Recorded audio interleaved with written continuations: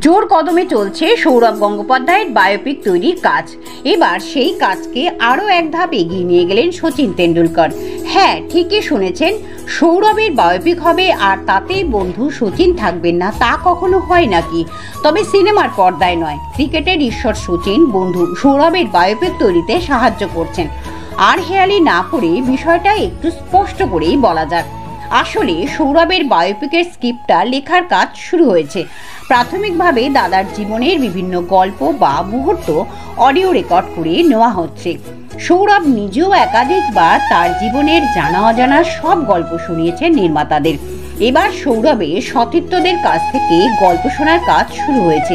ইতিমধ্যে VVS লক্ষণ, হরভজন, শ্রেয়া বাগরা দাদাকে নিয়ে নিজেদের অভিজ্ঞতা এবং মুহূর্ত শেয়ার করেছেন।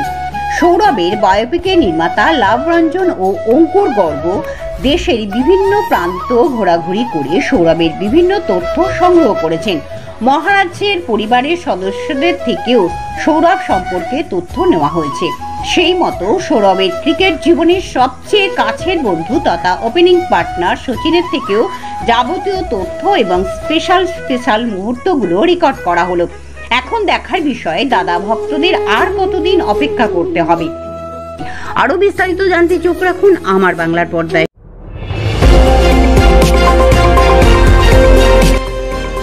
আমার বাংলা, সঙ্গে থাকুন, সঙ্গে রাখুন আমার বাংলা।